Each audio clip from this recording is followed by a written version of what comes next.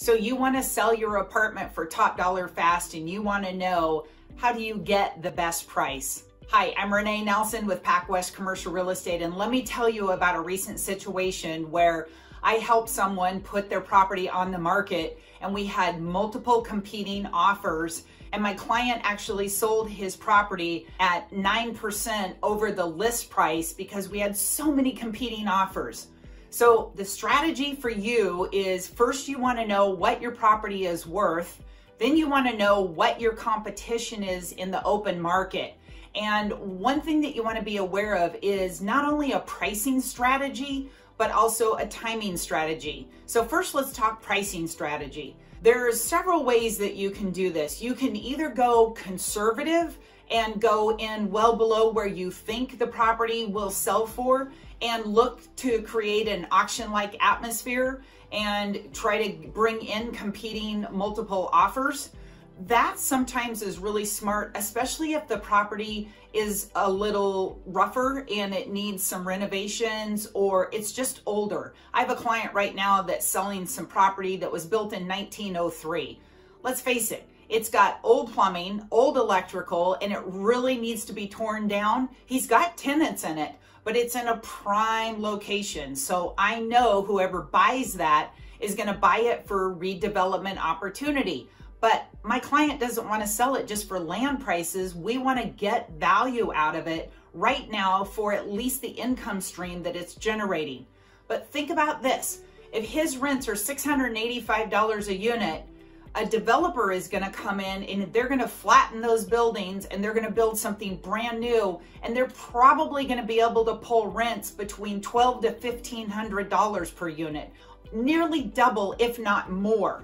So it's well worth a developer's time to come in and buy that property, flatten those buildings, and build something brand new. But my client, again, doesn't want to just sell for land prices because he's going to leave money on the table. So what we did is we did a pinpoint price analysis where I looked at his income and his expenses, and then I applied a market cap rate, and I gave him two numbers. I said, on a conservative price, here's the price that I would start at, but anticipate that with a bidding war, this is probably where we're going to see the market will shake out, and this is probably where your price will land. So that kind of is the aggressive approach, where we're going to start conservative. We want to just have a lot of people come in and express interest, get that auction-like atmosphere going, and then we're going to try to bid up the price, and then we'll have it settle out. And here's where I think it will cap out or sell at an aggressive price.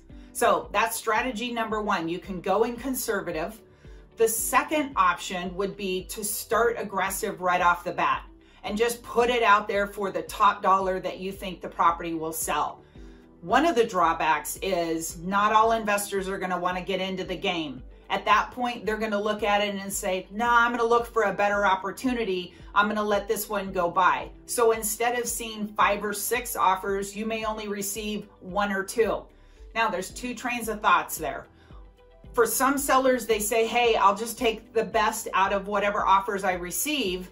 But if you only receive 1 or 2, it's a little hard to create an auction-like atmosphere. So instead, what you basically do is you take the best offer that's best for you, whether it's cash.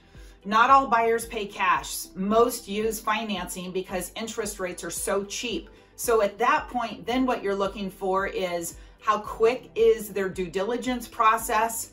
Are they using a lender that we're familiar with? Is it someone local, and do they have experience? And what's the experience of the buyer? Are they in a 1031 exchange, or is this their first investment property? And we kind of look at that strategy to figure out of those 2 or 3, who's going to be your best buyer. We'll put that person under contract, and then we'll put the second best person in backup position. Now, that's great for you because in a backup situation, we can turn to the first buyer and say, listen, you can do all the inspections that you want, but there's a backup offer behind you. And that will typically motivate the buyer in first position to do their due diligence, look thoroughly at the building, but then they're not going to come back and ask for a big price concession. Yes, we may need to negotiate something if the roof is at the end of its life. If it's a big ticket item or if it's a safety item, sometimes those do have to be negotiated. Now, I have had sellers who have just said, nope, it's a take it or leave it. It's as is, take it or leave it. And then we turn to the buyer and say, we're not fixing anything. There's no price concession. You either take this price and we close, or we're going to go back to the market or take the next offer that's in backup position. That puts you in a great position as a seller. If you've got a great buyer plus a backup buyer, you're in a total win strategy, because that keeps that first buyer motivated to close and it keeps the second person in backup position. They're really hoping the first guy fails so that they can come in, swoop in, and they can become the first buyer. So that's one strategy that I like to look at, is the pricing strategy. And then the second strategy is marketing strategy. How are we going to roll your property out? Do we want to make it well known and publicized? Do we want to put it out on LoopNet, CoStar, vertical email, and also through the local multiple listing service?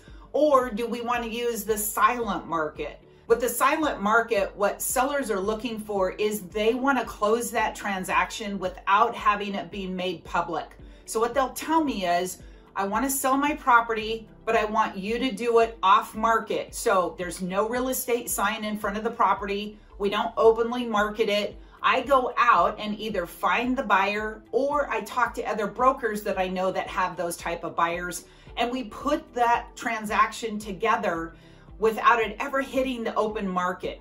And then once the buyer closes, then we share that information as far as a sold comparable, so that the market can see that comp and use it. But for you as a seller, it all happens quietly, and then the transaction closes, and then you notify both your tenants as well as your property manager. So there's lots of strategies on how to get you top dollar fast and do it at your pace and at your comfort level. I'm Renee Nelson with PacWest Commercial Real Estate. Click down below for my free PDF on how to sell your apartment for top dollar fast, and also subscribe for future videos that will be coming out telling you some market hints and hacks. Have a great day.